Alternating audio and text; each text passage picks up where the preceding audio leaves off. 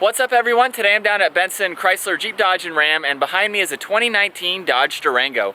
Huge thanks to them for providing this SUV for me today. I'll have a link to their website down in the description below.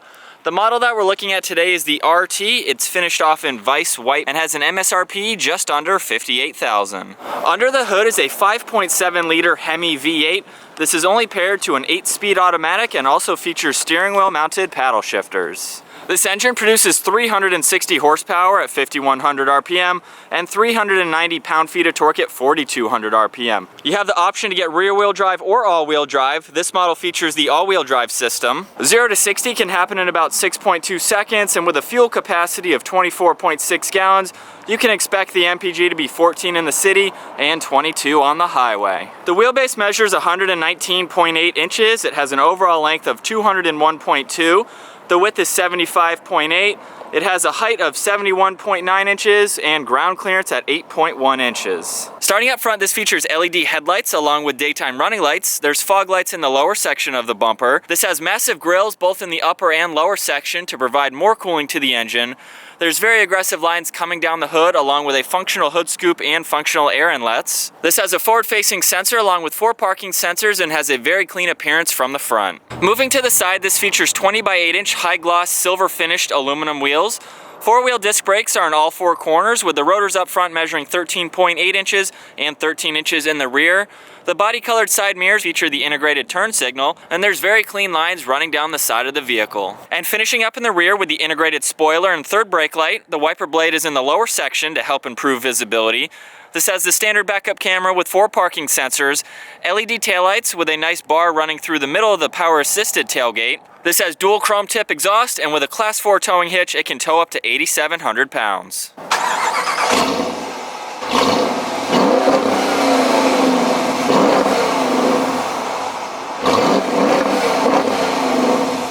And now with the key, we'll go ahead and take a more in-depth view of the interior. This does have remote start, so by locking the vehicle and double tapping on this, it will automatically start up.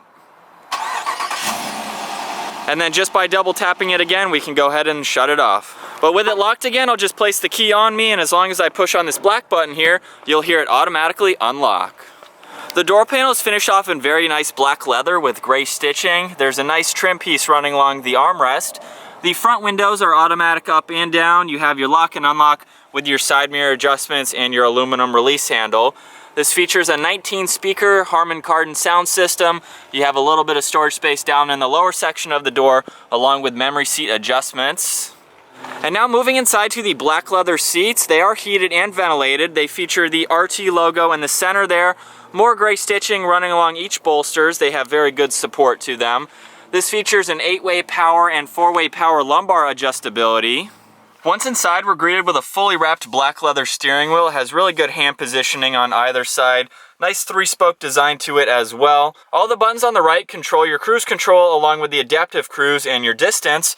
All of the buttons on the left control the center screen, which I'll get to here in a second, along with your hands-free Bluetooth controls. This also features the steering wheel mounted paddle shifters. They take up the top portion because there's more hands-free controls underneath each side of them. They're finished off in aluminum. So now with these buttons, I'm just going to show you how the active cruise control works. I'm going to start with the left button to activate it, and then using the buttons to the right of that, you can control your distance, just plus and minus basically. We'll go to screen setup, and basically you can configure where you want certain items to be. So you can have default there, you can put your outside temperature in the upper right or change that if you want and put something else there like time. You have the upper left where you can put something else or show your gear display.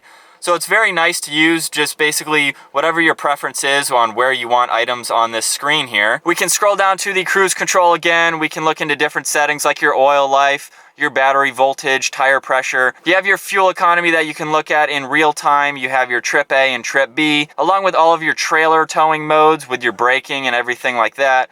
You have your music, your messages. To the left of that, you have your tach, of course the speedometer right in the center. You have your engine temperature and fuel gauge on the far right, along with a nice chrome trim piece surrounding everything. To the left of the steering wheel is your headlight control, along with a dimmer switch for the gauges.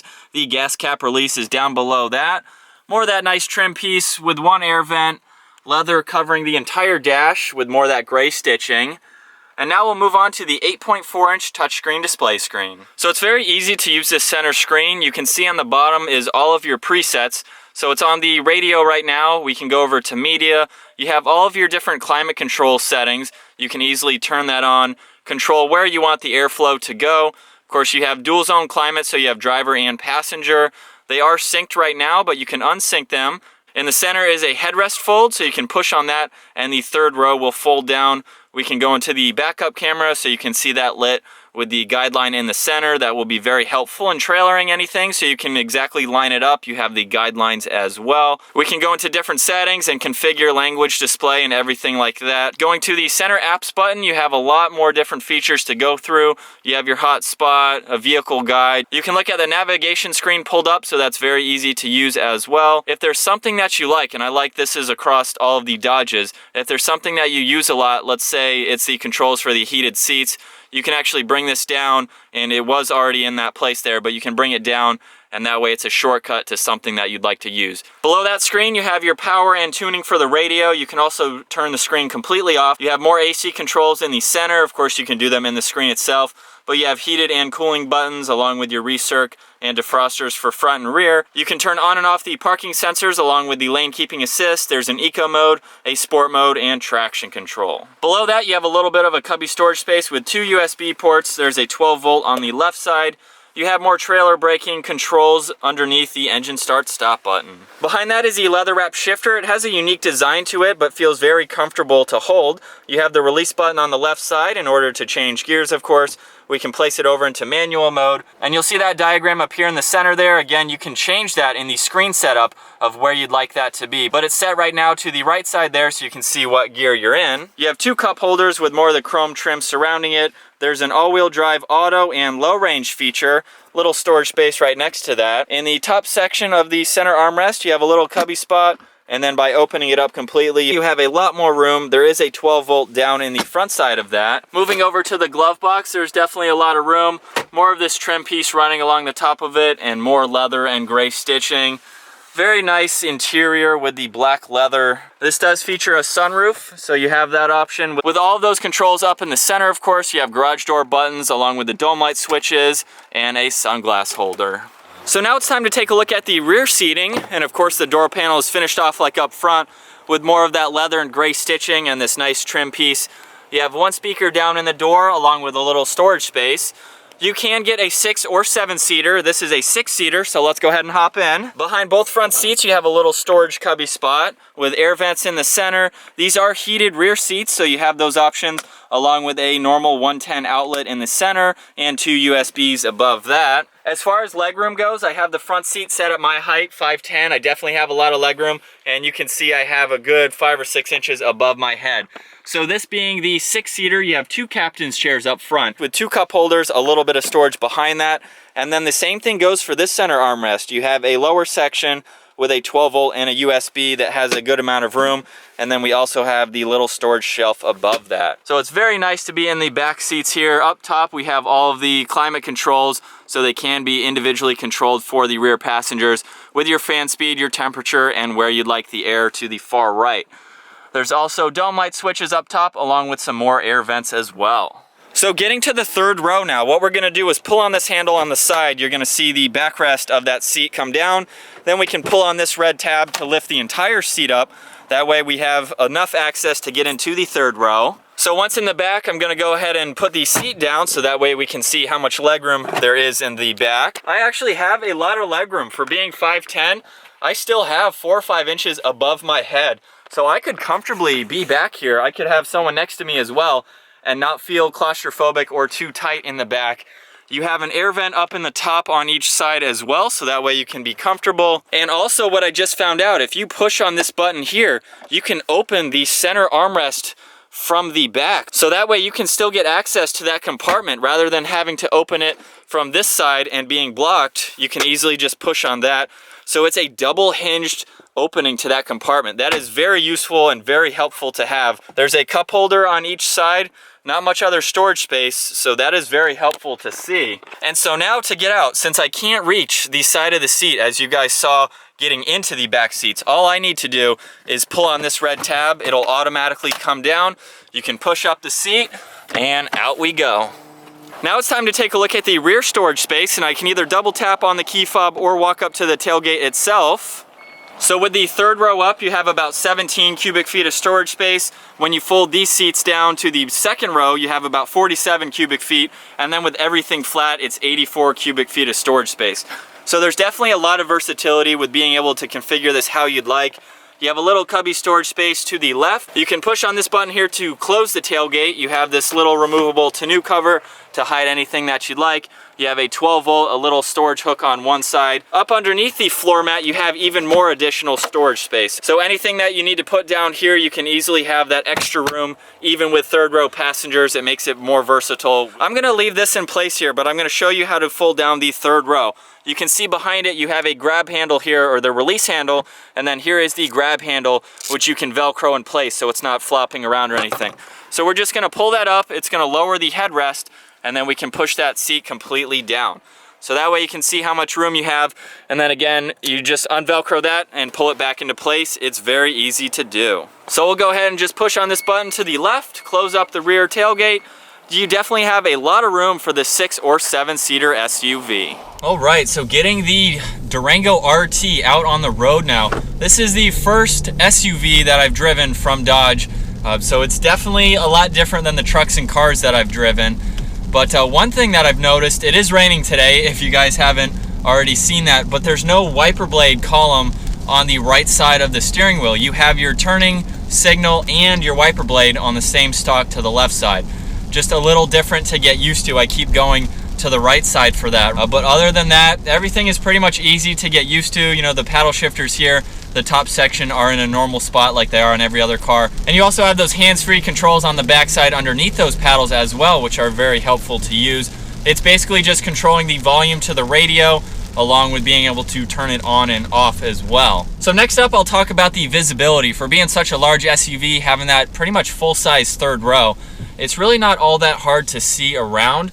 Looking over your left and right shoulder, you can easily see back there. The pillars in the back are really not all that bulky, so you can easily see over your right shoulder there.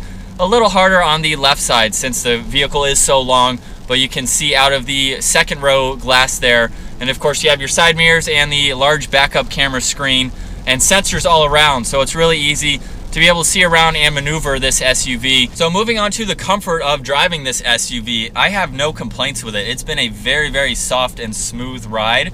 I can't hardly feel any bumps. Going over some of these line markers in the middle of the road, you really can't feel those either. It's surprisingly been a very comfortable ride. I really like how it drives and how it handles too. Going around some turns, you know, it's a very heavy SUV, but being able to take this out and go around some turns on it too, there's very little body roll that you can feel for being such a heavy SUV. So it drives incredible for the size and the weight that it is. So one thing that I want to do, I hope you guys can see it from your angle, is I'm going to hit the headrest fold button. I'm not sure if it does all four. I put all four up so that way we can see.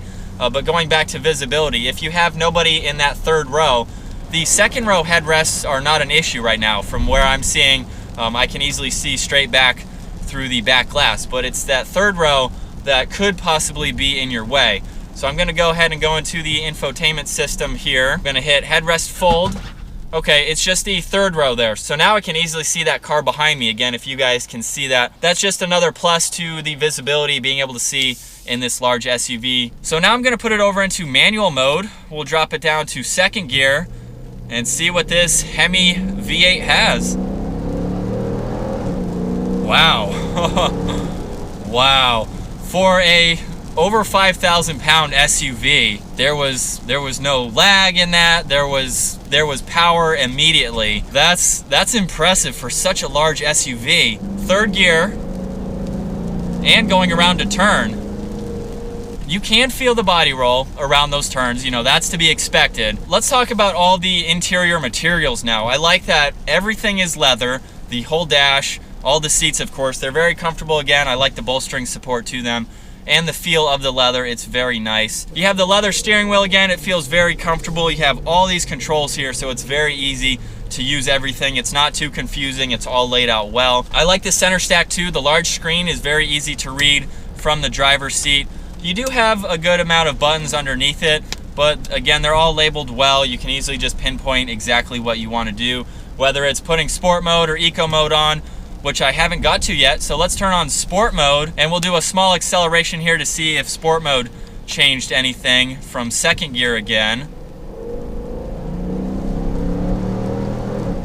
Feels about the same with sport mode. I don't think the exhaust or anything got any louder, but going into eco mode now, manual shifting mode is unavailable, so I can't even do any of that. So that's probably not surprising because it wants the vehicle to do all the shifting. I'm gonna downshift a little bit into a right turn. You can feel the weight, but it's crazy how planted this large SUV is around the turns. So that is my walk around review and test drive of the 2019 Dodge Durango. Huge shout out again to Benson, Chrysler, Jeep, Dodge, and Ram for providing this SUV for me today. It's very versatile on the inside, whether you get 6 or 7 seats. You can get all-wheel drive, rear-wheel drive, has tons of storage space, a lot of technology features, and it can tow pretty much anything that you need. If you guys enjoyed that video, be sure to give it a thumbs up, smash that subscribe button. I'll see you guys next video.